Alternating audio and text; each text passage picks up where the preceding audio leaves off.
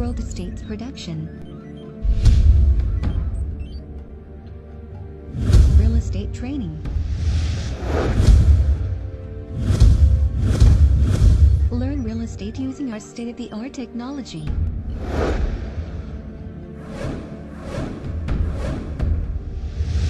Be sure to visit our website, oneworldestates.com.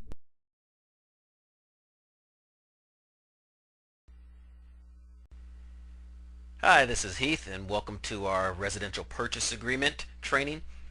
This is one of the most important agreements that you will ever come across in a real estate transaction. This document here is where you address most of the terms between the buyer and the seller when it comes to what they agree upon for the transaction. So what we're going to do is, this is part one of our training. We're going to go ahead and open up this document. As you can see, we're using WinForms Standard Edition. This is our desktop. Here is where you find all your transaction forms. Currently we have no forms that are part of our transaction, but I'll show you. We'll start with a new transaction. Click on New Transaction. Give your transaction a name. It's always a good idea to use the property address. This way you'll be able to find it. Now the transaction type can either be working with a seller, working with the buyer, which we are in this case, or working with somebody that's looking to lease, and property type is going to be a residential for this particular transaction. Apply template would be if we had already created templates for listings, for buyers, and so forth, but for now let's go ahead and click on OK. Now you'll see the name of our transaction is 1987 Paradise Row.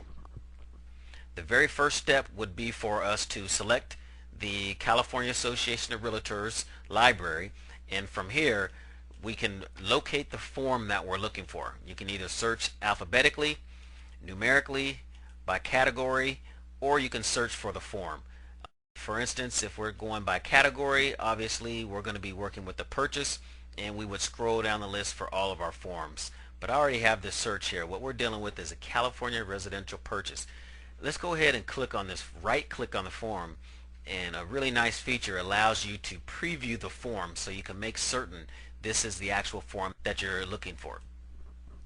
So what I'm going to do is either right click and say add, or we can double click on the form to add it to our transaction.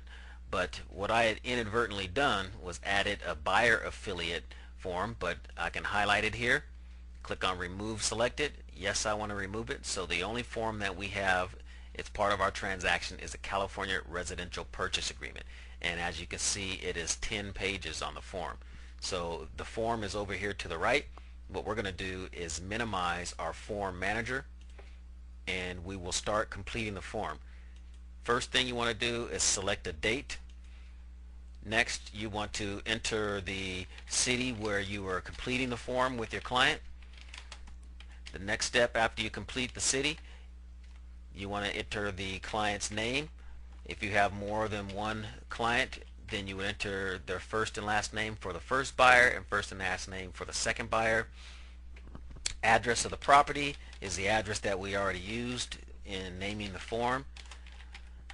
And we want to enter the city, and then we enter the state, and we enter the zip code. We hit tab.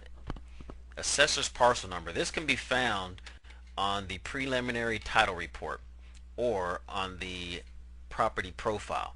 It's always a good idea to pull a property profile from the title company. This is free anytime you intend to purchase a property, or if you're working with the seller. It's always a good idea to pull a property profile. That's going to tell you a lot about the property. Here you want to enter the county, Santa Cruz County, and a purchase price. For example, purchase price is $900,000. Close of escrow, we can either enter a date, or we could say we want to close this transaction in 30 days. This is the initial deposit that your client will be putting down. We'll say $10,000, and it was a personal check made payable to title company. If they already opened escrow, you can find out the name of the title company. They can make the check payable there. Very important, upon acceptance of the offer, your buyer will have 3 business days to deposit the $10,000 into escrow. If they intend on increasing the deposit, for instance, if they were going to get a 90% loan, that means they would put down 10%. In this case would be $90,000. So the initial 10 plus an additional 80, and they say they're going to deposit that at close of escrow. If they wanted to deposit it before close of escrow, always make sure they deposit it after their contingency period, or at the same time they'll remove their contingencies. That way they won't forfeit their full deposit in case the transaction does not work out. First loan amount is going to be for $810,000 in this case. Interest rate, we're getting a 30-year fixed, we'll say is 5%. This is if it was going to be an adjustable rate, you would put the start rate. Here you would put the rate that it would adjust to. In our case, it's 30 years, amortized over 30 years, points not to exceed 2 points. If they were getting an FHA or a CalVet loan, a VA loan, they would enter the terms of that loan here on C2. So additional term financing, we're going to ask for the seller to credit buyer. We want them to credit our buyer, let's say $5,000 towards their non-recurring closing costs. So let's scroll on down to item 2E. This shows the balance of the purchase price, which is 0 obviously because they already put down 90 and they put down 90,000 total. Purchase price, this is duplicate, identical to what's in box number 1 up top. Verification of down payment.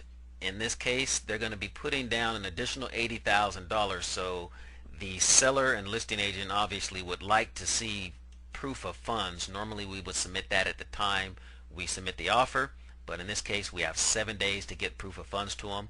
We have 17 days to remove our loan contingency. But when the 17th day hits, we must remove our loan contingency, and as long as all contingencies have been met, we will do so.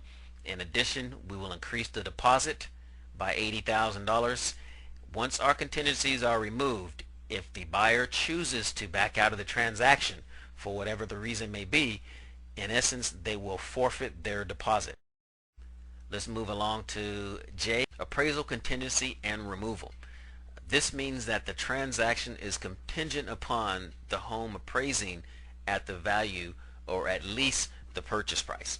If it does not appraise, then we would be in a position to renegotiate our offer and agree to additional terms. If we check this box, not contingent upon appraisal, that means your buyer will purchase the home regardless of the price. If it appraises $100,000 below asking price, they're still going to purchase it. So we would never want to check that box either. Checking item K means there's no loan contingency. That means if your client does not secure financing, they will still purchase the home. So you never want to check that box.